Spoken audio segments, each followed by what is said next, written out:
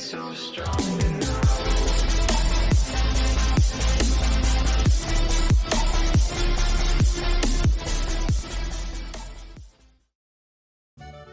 Hi everybody, I'm back. I know I've been gone for a minute. Well, it's a little more than a minute. It's been like a month now. We did adopt a puppy and it's been wonderful and stressful, and you know, my house is it's like it's got a hurricane going through it 24/7, and the hurricane's name is Ruby. But we are absolutely enjoying her and loving every minute of this puppyhood that she has, that she's brought into our lives.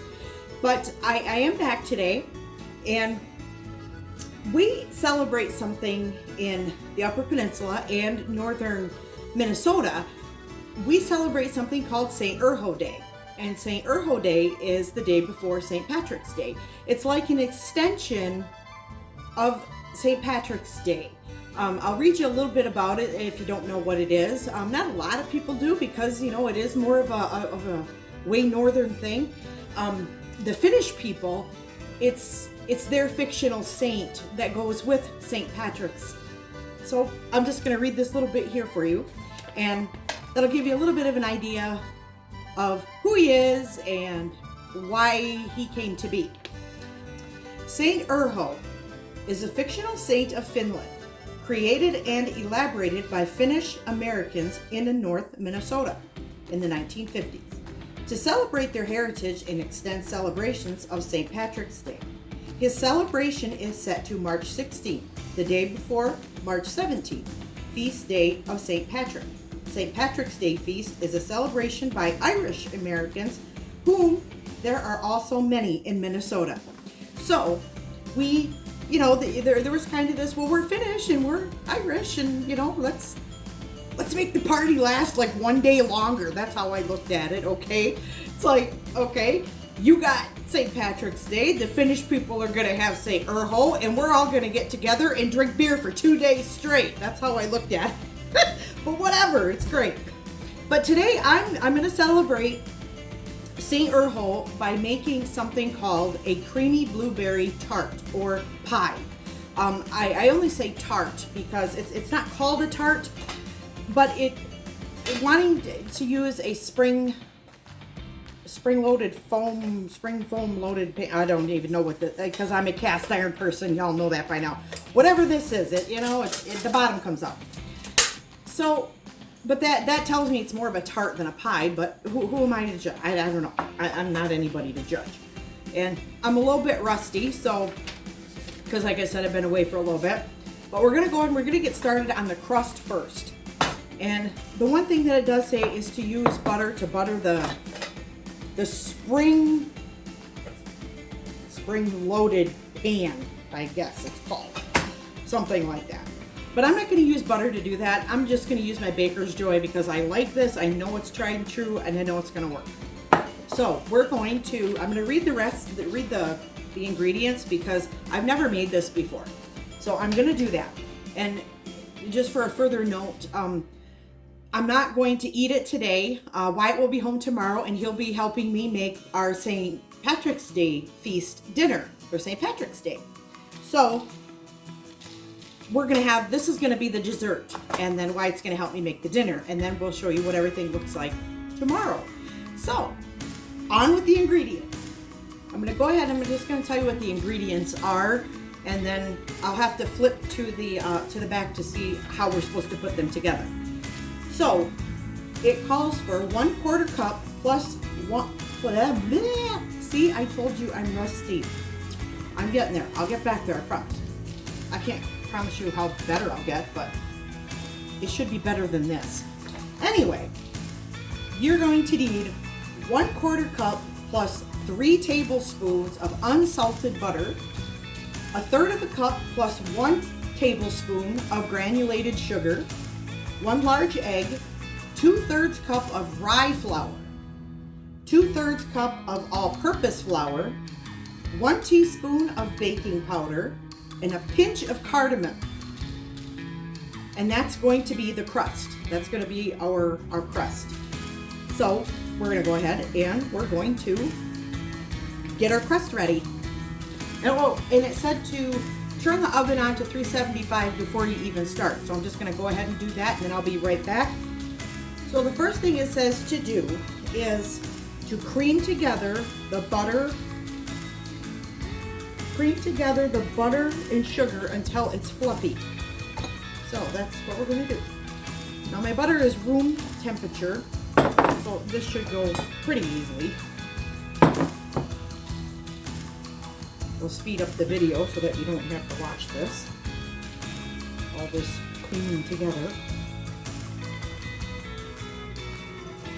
When in Rome, people. When in Rome. We've all heard it. When in Rome. I'm not a big beer drinker, but I do like a hard cider.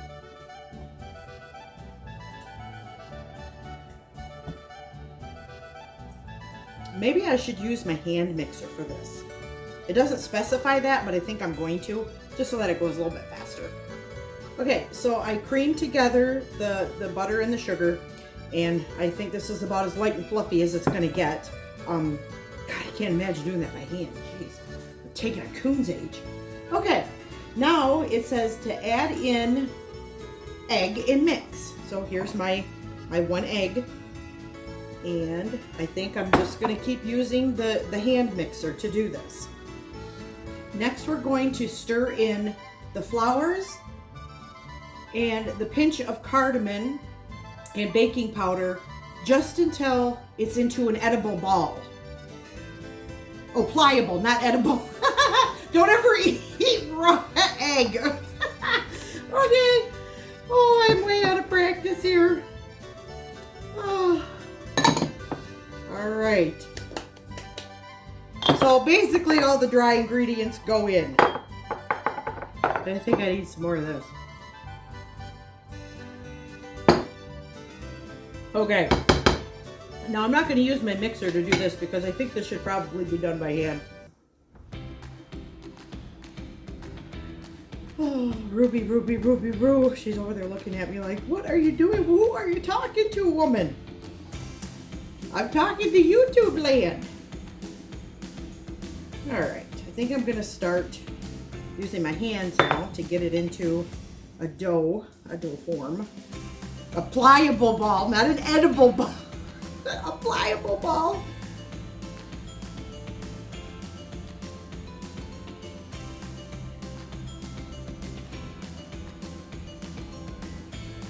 Okay, we have a pliable ball. Pliable. And after it's cooked, it will be edible. At least I hope so. But it's pliable. Now I'm going to go ahead and assume that I spray this with this and then get it in the oven. But I'm going to read just to make sure. Okay. Place the soft dough onto your greased pan and use your hands to spread it out in an even layer across the bottom and up the sides of the pan. Oh, that ought to be fun. Poke the bottom with the fork and bake empty crust for 10 minutes. Remove from the oven and cool slightly. So that's where we're at. That's what we're doing. I am a cheap drunk. I really am. I'm not a heavyweight. I'm a lightweight.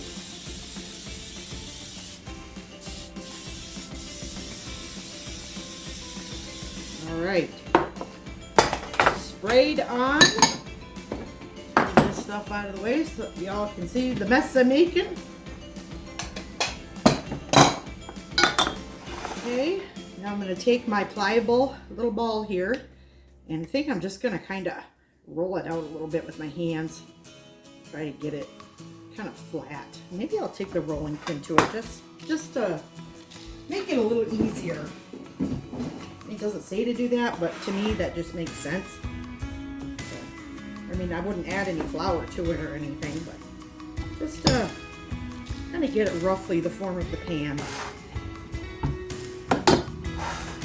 Alright, I'm going to call that good. And then we're just going to put it in here, and we're going to do what they said. Just spread it out and up the sides, making a crust, kind of like you would for a cheesecake, it looks like.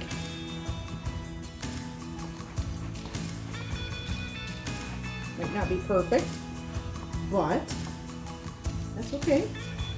I'm not perfect. I'll show you what it looks like after I'm done getting it spread out here. And up the sides.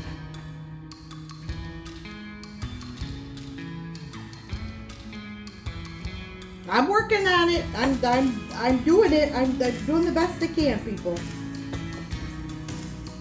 Okay. This is what it's gonna look like. And looks like it's getting kind of thin up here at the top, so I'm gonna go ahead and I'm gonna stop pulling it towards the top so that the bottom doesn't get thin. And then we're gonna bake it. We're gonna poke our holes in it and then bake it, and then I'll be right back after that's done. Then we'll work on the filling for it. Okay, so I'm gonna try to be really serious here. Okay, so we've got our crust out, and it has baked slightly for 10 minutes. And it's just gonna cool over here for a few minutes, and we're gonna get our filling together now. And for that, you're going to need 1 heaping cup of blueberries, 1 cup of sour cream, 1 eggy in the style of Dylan Hollis. I love him. He is so funny. Hello, Dylan, if you're out there. A 1/4 teaspoon of cardamom, 1 teaspoon of vanilla, 4 tablespoons of sugar, and the directions say for the filling, while your crust bakes in the bowl, whisk together your sour cream, sugar, vanilla, cardamom, and the filling will have a thin, pourable consistency. Spread the blueberries evenly across the blind baked crust. Okay, I probably wouldn't call it blind, I'd call it empty, but all right, I'll go with it. Carefully pour your filling over around the berries and spread gently with a spatula until the crust is filled evenly. Okay, so we're just gonna mix all of this together and put the, well here, you know what? Let's put the blueberries in there first. That way. Oh, I better get my, see, I'm not with it today. I'm not with it normally, so. It's your fault if you're still here. So I'm just gonna go ahead and I'm gonna sprinkle the blueberries on top and fill it up. Here we go. Try to get in all those spaces. All right. If I tip it up, they're all gonna roll to one side, but I'm pretty sure you can imagine what it is. I mean, they're blueberries on crust. Okay, on a blind crust. Okay, so now I'm going to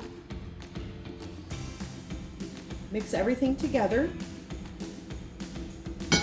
and put my 1 egg in, my cardamom, my sugar, my vanilla.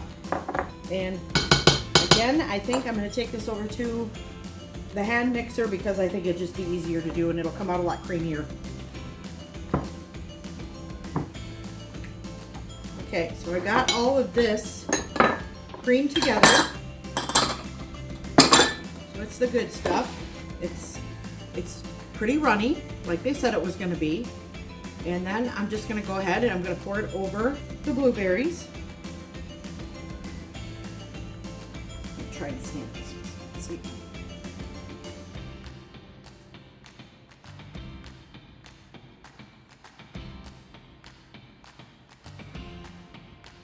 Yeah, that looks pretty good. I'm just going to take my spatula and I'm just going to spread it over the blueberries.